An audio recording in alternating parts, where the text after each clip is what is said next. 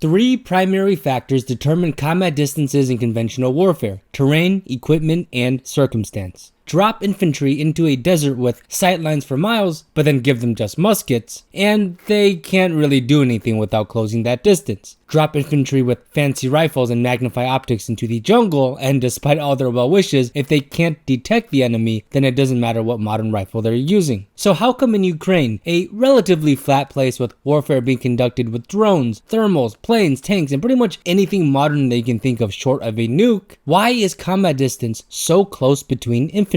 This is the question that I will answer in this video, but in order to do so, I need to make a disclaimer and clear up some misconceptions. This is a very complex subject with many moving and constantly evolving parts, and so when discussing this topic, I need to generalize. I need to make this disclaimer because I can't cover every exception, outlier, story, and scenario in the history of modern combat. At least, not if I want to get this video out before I die. So please bear with me. Don't hit me with the, well, one time in June 2005, and stop it, alright? There are exceptions to everything I say, as there are exceptions to just about everything in life. And with that being said, in this video, when I talk about combat distances in modern combat, I am referring specifically to direct combat between conventional infantry versus conventional infantry as observed in Ukraine. Whether that be an assault team attacking enemy defense lines or two patrols running into each other, it doesn't matter, as long as direct infantry versus infantry combat is observed. What this does not include are situations such as like an assault team heading to an objective and being repelled by enemy artillery, or a combat patrol being taken out by FPV drones and mortars, or a marksman picking off a target from a mile away, so on and so forth. And obviously there are more examples than just this. This is because in the latter situations I mentioned do not fit the criteria of direct combat between conventional infantry versus conventional infantry as observed in Ukraine. Also, at the time of making this video, the Russo-Ukraine war is still going on. Data for combat distances for the aforementioned criteria are based on both Ukrainian and Russian after-action interviews, footage from drones, GoPros, and other media, which shows that combat distances in the mentioned circumstances are typically under 300 meters, with 300 meters being on the further end of that range. And until probably for years after this conflict ends, we won't have an exact breakdown and statistics available for combat distances, so I just want to state that. With all those disclaimers being made, let's start off with clearing some misconceptions about modern combat. Scopes are not magic. Alright, so there's this disconnect between what a magnified optic is and what it can do. For this following segment, I'll pick the Trichicon ACOG with a 4x magnified optic to use in my examples. Obviously, there is a much wider selection of magnifications and optics to choose from in real life, but I am just going to use the ACOG for my example because it is iconic, well known, and I'm almost certain that people know about this optic through like video games and movies and other media. Not to mention that it is standard issue for the United States Marine Corps and other units. So here is where people get confused. On paper, unless you have like a magic set of eyeballs or something, your eyes see in 1x. So people conclude that when given an ACOG with 4x magnification, suddenly they have 4x the range and vision. I said on paper, as yes, theoretically that is true. However, this 4x extension in range and vision comes with a lot of caveats. As I said in the beginning of the video, the three primary factors that determine your combat distances are your terrain, equipment, and circumstance. If you are sitting in a fighting position in an open desert with no obstructions for a long distance, then sure, fair enough. But desert warfare isn't the only type of warfare, and this video is about combat in Ukraine. So what does this mean for the effectiveness of your magnified optic? Optics are not used like how you would use them in most video games. In video games, you usually scope in and stay scoped in while moving towards the enemy or just for a pretty extended period of time. In real life, magnified optics supplement the ability of the combatant. For example, you might be on a patrol and you see this weird trash pile in the distance and you use your magnified optic to see if it's actually a trash pile or IED in disguise. Or maybe you're walking around and suddenly you hear some rustling in some distant bushes, and so you use your scope to ID the movement and determine if it's a threat or like a rat or something. You might scan the tree line that you're about to move into to make sure that there isn't some dude crouched in a bush and about to give you a third eye socket. What you are not doing is gluing your optic to your face and walking around like you're clearing out enemies in Rainbow Six Siege. Now, let me make this clear, alright? There's no law of nature or force field stopping a soldier or marine or whoever from literally putting their ACOG to their face and insulting an enemy position like that. However, it is not a really smart idea for a person on the move to do this. In Ukraine, but also throughout history, there are more things to worry about than just the enemy infantry. There are mines,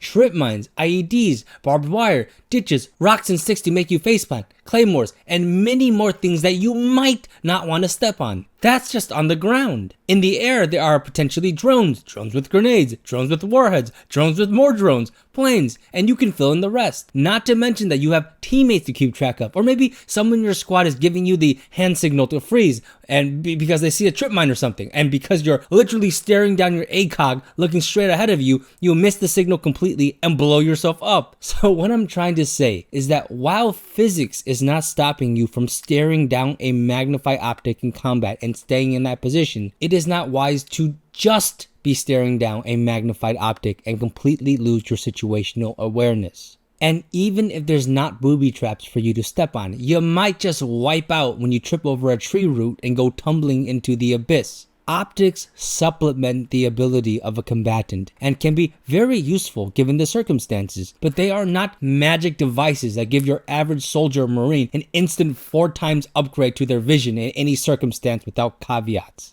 So what about thermals? Thermals are extremely useful to detect enemies in both their movement and concealed positions. Thermals have proved to be extremely valuable as a tool and can drastically increase conventional combat distances, as heat signatures are harder to hide and conceal in contrast to direct visual detection. So with thermals, why don't we see combat distances in Ukraine increase drastically? Well, the short answer is because thermals are expensive and rare. That's pretty much it. I mean, I would add more to that. I mean, yeah, they need to be charged and stuff, but that's pretty much it. They're expensive and rare. It would be useful if everyone on the front line had access to thermals. It's either like an optic or a handheld device, but that's just not reality. Thermals are expensive pieces of equipment that even if everyone on the front line was able to be issued one, thermals are devices that would need to be constantly replaced, as these devices would inevitably be damaged, destroyed, or lost. In short, thermals are useful, but they are not used en masse in Ukraine by standard conventional infantry. Their existence is absolutely worth noting, but until they are seen in much more frequency in the engagements we have footage of, I won't factor them into this analysis for the most part, as again, they aren't issued en masse to conventional infantry due to their expense. And so now that I've spent a good chunk of time addressing misconceptions and disclaimers, let's get into answering the original question of combat distances between conventional infantry in Ukraine, starting with terrain and equipment.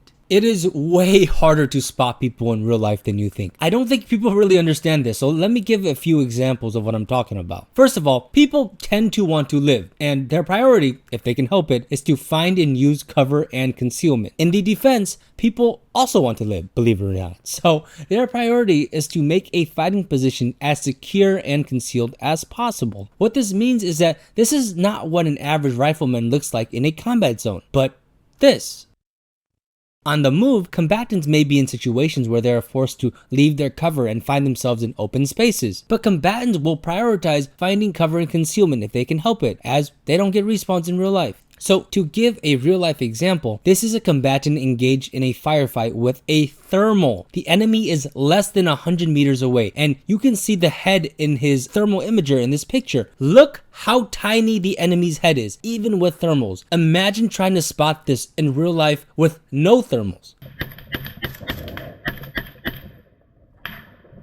And look at this GoPro footage here. This right here is an arrow pointing at an enemy infantryman who is less than 50 meters away, if even that. And this is a screenshot from a video in which the person wearing the GoPro gets taken out by the guy you see with the arrow pointing at. By the way, I am not going to show any combat footage. I don't want my account to violate any guidelines. I have trouble spotting this guy, and obviously the person recording the footage does not spot the enemy either. Of course, I'm not here to armchair general him and like backseat game freaking combat footage. That's not what I'm doing, because I've said it before, right? It's easy to say what you're going to do, in this case detect the enemy, versus having to actually do that in reality. All I'm talking about in this demonstration is that it is way harder to see people in real life than you think. And so here is a screenshot from another footage of an infantryman in a firefight. He is engaging an enemy machine gun position in a trench line less than 100 meters away. Now, I chose this footage specifically because it takes place in a pretty open field. But here's where I need to further push my point. This footage takes place during the winter, where there are no leaves on the trees and foliage is minimal. And yet, look at how much obstruction there still is. Remember, most people in a firefight tend to not stand straight up in the open if they can help it, for obvious reasons of not wanting to take like a piece of lead or shrapnel and not from parts of the body. So when you hit the ground, or at least lower yourself to the ground, all the branches and debris and rough patches of terrain and grass and so forth become a much more prominent thing in your vision. An example I can give that most people who play military games can relate to is when you're in an open field, but then you go prone and suddenly you're staring into a bunch of grass. As again, optics are not magic. Even with a magnified optic, it does not give you wall hacks and the ability to see through foliage or debris obstructing your vision. Keep in mind too, I gave pretty tame examples. I gave examples of enemies at or under 100 meters. I gave examples of combat footage in the winter where there is minimal foliage. I gave examples of enemies literally less than 50 meters away, if not less than 20 meters away. And also, if you are still not convinced, keep in mind that visual identification of a target is just one aspect of what an infantryman in combat needs to deal with. They also need to deal with keeping track of everything on the ground, in the air, and around them to make sure that they don't get blown up or lost and then blown up. So imagine literally fighting for your life, stressed, filled with adrenaline, and looking all around you, while also having to detect camouflaged enemies. Drones, of course, help drastically with spotting, but drones can go down. And even with visual assistance via drone, the infantryman still needs to physically line up the sights, or at least know where to aim their rifle or grenade launcher. As again, drones help infantry, assuming they're on the same side, and no one's denying that. But once a drone spots someone, and if that drone doesn't have any offensive capabilities, that enemy still needs to be eliminated. So how do you do that? By seeking out and destroying the enemy. Of course, a friendly FPV drone would be preferable to sending a guy up to the enemy with grenades and a rifle, but in this example, I am talking about conventional infantry versus infantry combat. Not to mention the fact that FPV drones or drones in general aren't always available and can be lost to enemy fire, electronic warfare, or other means. So to summarize, it is way harder to spot enemies in real life than most people think. This is the result of the enemy wanting to stay alive and therefore staying within cover and concealment as much as they can. Even with drones able to detect enemies, the act of eliminating the enemy by direct infantry action still requires those on the ground to see and identify the enemy. Any obstructions on the ground or terrain can hinder this, as optics are not magical.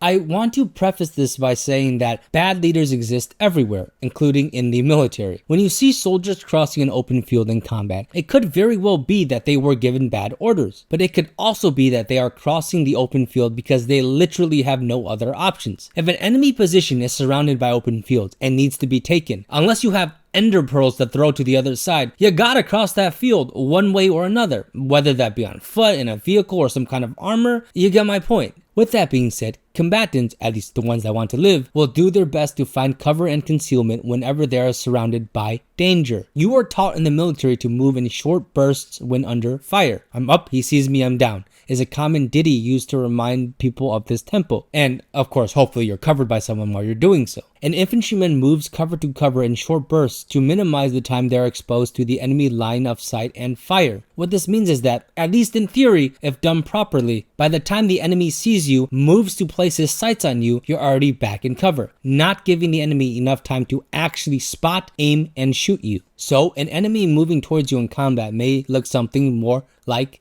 this. Yes, and sorry for the choppy animation. Yes, I know I am generalizing. This is just to give you a feel for what I'm talking about. But this is important to understand because if you're a fan of military video games, this is typically not how people move in them, for the obvious reason that it's not that serious and your life is not on the line in a video game. but it can also be misleading if this is the impression you have of how movement occurs under fire. I keep saying this over and over again, but I need to make it clear. You don't get respawns in real life. People tend to not want to die. Once this logic is applied to everything I'm talking about, the explanation for why people do certain things becomes clear. And keep in mind that the little animation I gave is when the enemy is under 100 meters away and directly in front of you. Imagine if the enemy is over 300 meters away at an awkward angle and flashing in and out of cover. Hitting small moving targets at unknown distances is hard enough on a rifle range. Never mind while being filled with adrenaline, tired, and trying not to die. So another reason why combat distances are so close is just simply the fact that hitting targets under stress is hard, even with a magnified optic. And the further away the target is, the harder it is to hit, because again, targets aren't bright pieces of paper on a range. They are flashes of camoed people in the distance returning fire. Circumstance. Circumstance is pretty self-explanatory. There are situations where the enemy is within sight and range of your weapon, but it may not be a good idea to fire. Whether that be because you don't have the physical capabilities to deal with the immediate threat, or for whatever reason you're, separated from your squad and the enemy platoon walks by. I'm just spitballing here. But the point is that the situation you are in also affects your engagement distances alongside the terrain and equipment. So with that being said, allow me to provide a reasonable circumstance of what I've been talking about. In the example I am about to give, you and your team are assaulting an enemy trench line while being assisted by 2 friendly recon drones, which will alternate roles as one goes down to charge, as well as 2 FPV drones. This is all a part of a larger offensive along the front lines. Combat, of course, can occur in Ukraine with no friendly drone assistance. However, I am just trying to find a middle ground in this example. So in this example, I will give our side some drone assistance. Following actions that soften up the enemy, you and your assault team begin to head to the enemy position in a predetermined route.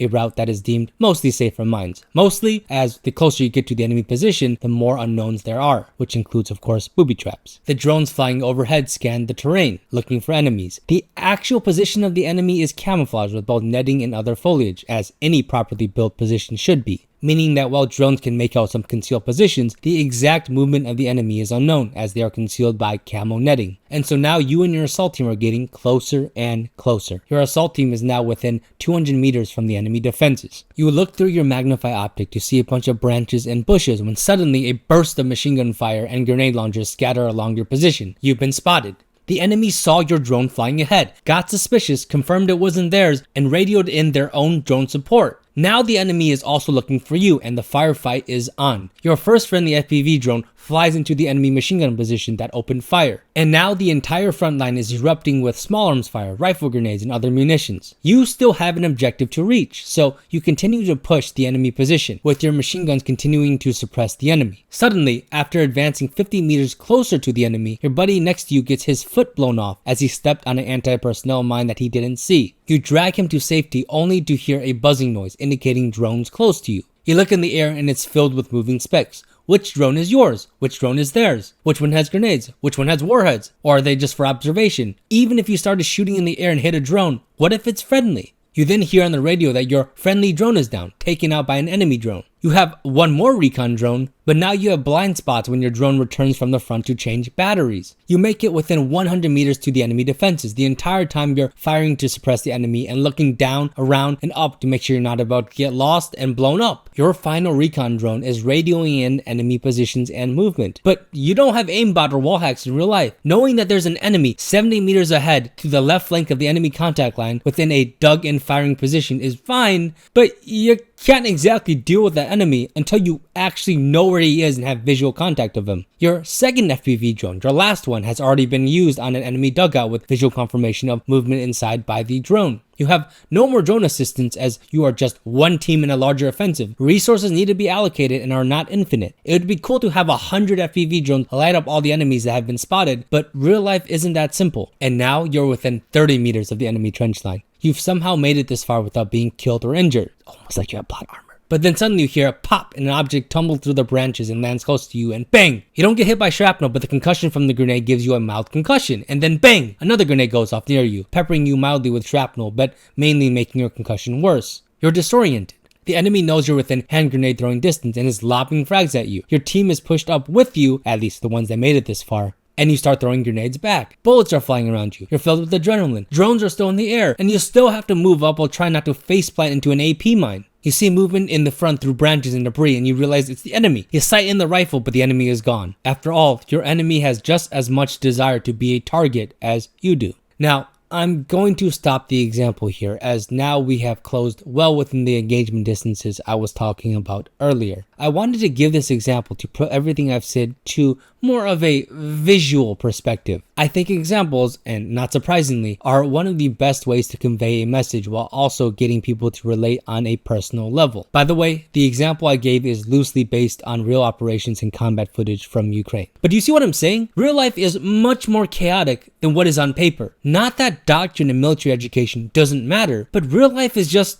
real life. So this leads me to my final very important lesson about analyzing combat distances as well as military tactics in general. Pragmatism. Military doctrine and tactics are guidelines. I am all for understanding a textbook analysis on military tactics and education, but you need to remember that these things serve as a framework for application. They are not dogmatic. In other words, knowledge from books and academia are tools in your toolbox. They are important, but you still need to know when and how to use those tools. You cannot view military doctrine as a one-to-one reflection of the conditions and the, I guess you can say, road to be followed. Military doctrine is a foundation for pragmatic decision-making in real-life scenarios. To quote the opening lines of one of my favorite books of all time, The Battle Tactics of Napoleon and His Enemies, those struggling to arrive at a genuine understanding of warfare in any historical period can never afford to limit their examination to formal doctrine treated in isolation, no matter how thoroughly or conscientiously conducted. What this means is that I notice a mistake when it comes to people doing a military analysis, is that they directly quote doctrine or other things,